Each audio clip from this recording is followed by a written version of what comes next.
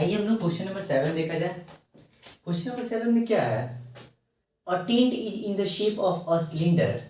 देखिएगा cylinder type का बना है by a conical top. Conical top, ठीक है, थोड़ा सा टेढ़ा बन गया है इसका, ठीक है। Height the diameter of the cylindrical part are 2.1 metre. अब देखिए क्वेश्चन क्या बोल रहा है कि a tent is in the shape of a cylinder surrounded by a conical top if the height and diameter of the cylindrical part are 2.1 मीटर। तो diameter सबसे पहले क्या दिया हुआ है, तो हाइट एंड डायमीटर, तो इसका मतलब क्या हुआ, पहले हम लोग लिखे डायमीटर।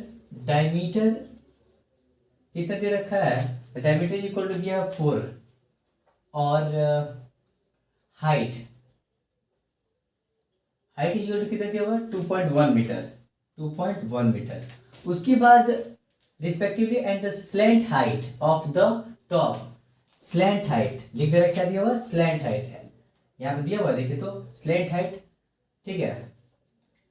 स्लैंट हाइट कितना दिया हुआ तो 2.8 मीटर, यहाँ पे 2.8 मीटर। अब स्लैंट हाइट क्या है तो भाई यहाँ पे एल से इंडिकेट कर दीजिए, क्या हो जाएगा 2.8 मीटर दिया हुआ, ठीक है। अब देखिए ना डायमीटर दिया हुआ था, तो इसका रेडियस जब हम निकालेंगे तो क्या हो जाएगा, रेडियस इक्वल टू क्या होता है d/2 होता है। तो क्या हो जाएगा यहाँ पे 4/2 है, तो जाहिर सी बात है 2 हो जाएगा, ठीक है। अब ये कितना दिया हुआ था तो 4, अब हम लोग इसको कटाए तो क्या हो गया 2 हो गया। रेडियस हमारा कितना हो गया, हमारा नहीं, बार बार हम गड़बड़ कर दे ना, हमारा नहीं बल्कि ही शेप का। मेरा रेडियस कैसे निकलेगा भाई, शेप का, मतलब इस क्वेश्चन में जो शेप दिया हुआ है ना, आई थिंक उन्हीं का हम लोग रेडियस निकाल रहे हैं, ठीक है। अब रेडियस भी हम लोग निकाल दिए, अब हम लोग करना क्या है, तो देखिए ना निकालना क्या है, तो find the area of the canvas used for making the tent, also find the cost of the canvas of the tent at the rate of the। अब देखिए ना रेट भी दे दिया यहाँ पे, इसको तो हम लोग बाद में देखेंगे, सबसे पहले ये जो निकालने के लिए बोला एरिया उसको निकाल दे हम लोग। तो क्या निकालेंगे, तो सी एस सी ऑफ, पहले हम लिख दें क्या एरिया ऑफ द क्या चाहिए तो कैनवास चाहिए, तो जाहिर सी बात है यहाँ लिख रहे हैं area of canvas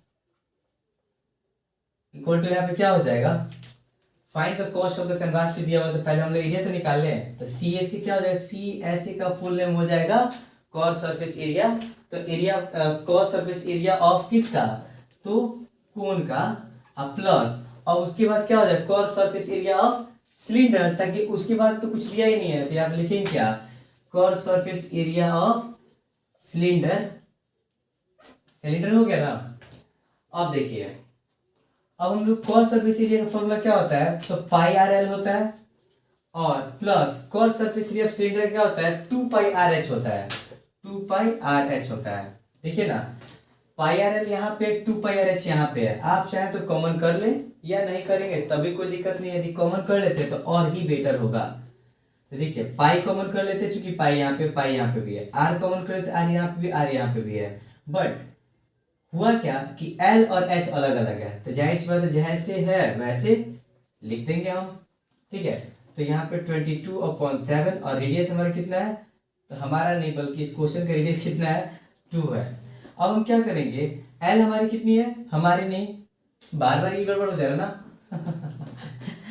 L 2.8 plus 2 into H कितना है, H कितना है 2.1 है, तो हम क्या कर दिए 2.1 कर दिए, ठीक है। अब देखिए मतलब स्लैंट हाइट कितनी थी, तो यहाँ पे इंडिकेट कर दे रहा है 2.8 मीटर थी, ठीक है, और इनकी हाइट कितनी थी 2.1 मीटर थी, ठीक है। और इसका रेडियस तो देख ही रहे आप 2 mm निकाल दिए हम लोग, ठीक है 2 मीटर।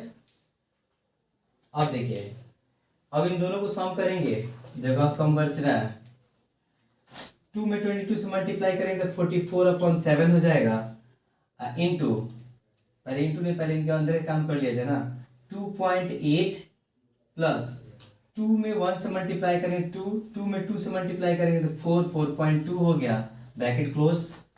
अब 44/7 इंटू 8 to 10 की 0 कैरी 1, 2 4 6 6 1 7, 7 से 7 कैंसिल, बचा क्या मेरे पास 44 मीटर।